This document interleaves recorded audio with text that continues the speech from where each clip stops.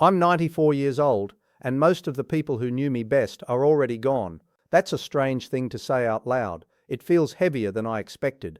At this age, you don't measure time in years anymore. You measure it in funerals, in empty chairs at the table, in phone numbers that don't connect. I'm not telling you this because I think I've figured life out. I haven't. I made more mistakes than I can count. I'm telling you because when you get to 94, there's no use pretending you still have decades to sort things out. The sorting has mostly been done. What's left is memory. I wake up early now, earlier than I used to when I worked. The house is quiet in a way that feels permanent. I sit in the kitchen with my coffee and listen to the refrigerator hum. Sometimes I forget what day it is. It doesn't matter much anymore. At this age, you start to see your life from a distance. Not the way you saw it when you were in the middle of it, running from one responsibility to the next. From here it looks smaller, simpler. The things that once felt urgent have faded. The things I overlooked stand out clearly. When I was in my 20s, I believed what most young people believe, that there would be time to build something meaningful, time to enjoy it later, time to repair whatever small cracks appeared along the way. I married at 24. She was patient, steady, kinder than I deserved. We didn't have much money, but we had plans. That felt like enough. I worked long hours. It felt noble, necessary. I told myself that security was love in another form. I was proud of being reliable. I paid bills on time. I kept the lawn trimmed. I didn't drink too much. I showed up when something needed fixing. In those days, that seemed like what being a good husband and father meant. We had 2 children. I remember bringing them home from the hospital. They were small and loud and terrifying. I held each of them carefully, like something that could break if I breathed too hard. I thought love would carry everything else. I worked in a factory for 37 years. It wasn't glamorous work, but it was steady. I woke up before sunrise. Coffee, toast, the same drive every morning. I knew the sound of every machine. I knew which ones rattled before they broke. There's comfort in being needed. When my son had his first baseball game, I was on a double shift. I'll catch the next one, I said. I believed it. There were plenty more games. That's how it feels when your children are small. Endless seasons ahead. When my daughter asked if I could come to her school recital, I told her I would try. Something came up. Something always came up. I don't even remember what it was now. That's the part that stings. The reason faded. The missed moment stayed. I wasn't cruel. I wasn't absent in a dramatic way. I was just busy, focused, certain that the future would give me chances to make up for small disappointments. Small disappointments add up. My wife used to talk to me at night about her day. The neighbor's dog getting loose, a letter from her sister, a joke someone told at church. I'd nod, half listening, thinking about overtime, about bills, about what needed fixing next. I'm listening, I would say if she paused. But my mind was elsewhere.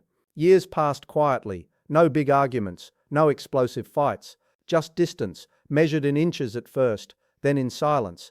When the children left for college, the house felt too large.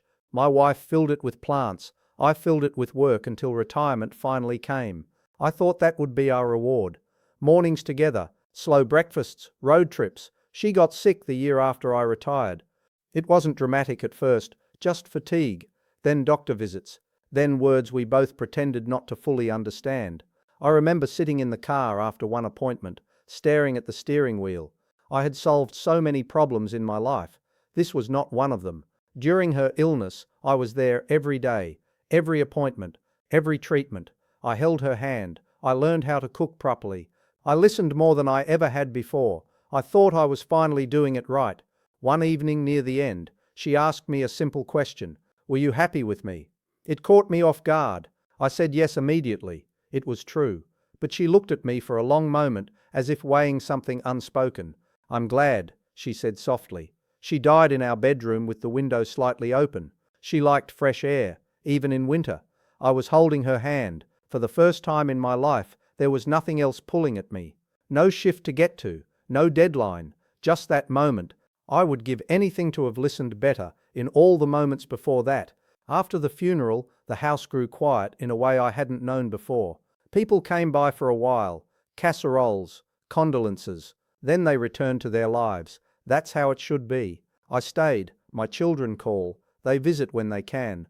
They are good people. They have families of their own. I'm proud of them, but I see now that I trained them not to need me too much. Independence was something I valued. I didn't realize that closeness requires something different. At 94, you become aware of how little you are at the center of anything. The world moves. It doesn't pause because you once worked hard or paid your dues. Your name fades from conversations you're not in. It's humbling. If you had asked me at 40 what mattered most, I would have said providing, stability, respect. I thought being remembered as dependable was enough. Now I see that what lingers are small, ordinary things. The way my wife laughed when she burned toast and pretended she meant to do it. The way my daughter used to slip her hand into mine without asking. The way my son looked toward the stands during games, searching for something familiar. Those are the moments that stayed. Not promotions, not the extra hours, not the praise from supervisors. I don't regret working. Work fed us. It gave structure. I'm not ashamed of it. What I regret is the assumption that there would always be more time for presence, more time to sit fully in a conversation, more time to ask a deeper question, more time to say something tender without feeling foolish. There isn't always more time. People don't leave your life in dramatic ways, most of the time. They drift, they age, they get tired. One day you realize you haven't heard their voice in years, and you can't quite remember the exact sound of it. That's a quiet kind of loss. If you're younger and listening to me, I'm not here to instruct you.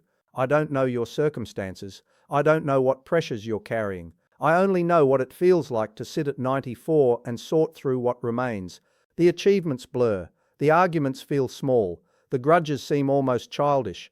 What stands out are the times I was fully there, truly there, not thinking about the next thing. Those moments were fewer than I'd like to admit. Love, I've learned, is not loud. It's not dramatic. It's attention. It's staying in the room a little longer when someone is speaking. It's putting down what you're holding and looking at them directly. I thought I had more time to learn that. There is a particular loneliness in old age that no one warns you about. It's not just being alone. It's being the only one who remembers certain stories. When I'm gone, some of those memories will go with me. Entire afternoons, entire conversations, simply gone. That realization changes you. These days, when my grandchildren visit, I listen carefully.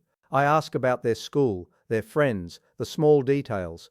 I don't check the clock. I don't rush them. I don't assume there will be endless chances. I sit. I'm not trying to correct the past. The past is finished.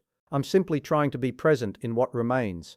At 94, you understand that being remembered isn't about how much you achieved. It's about how people felt when they were with you. Did they feel seen? Did they feel heard? That's what actually matters. There isn't much left for me to prove. My body is slower. My hands shake when I button my shirt. Some days I forget names. I know my time is not long, and strangely, that knowledge has made things clearer, not darker. The morning light through the kitchen window matters. The sound of a familiar voice on the phone matters. Sitting quietly beside someone without needing to fill the silence matters.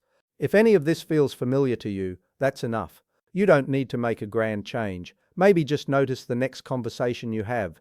Notice whether you're fully in it. I wish someone had told me that earlier.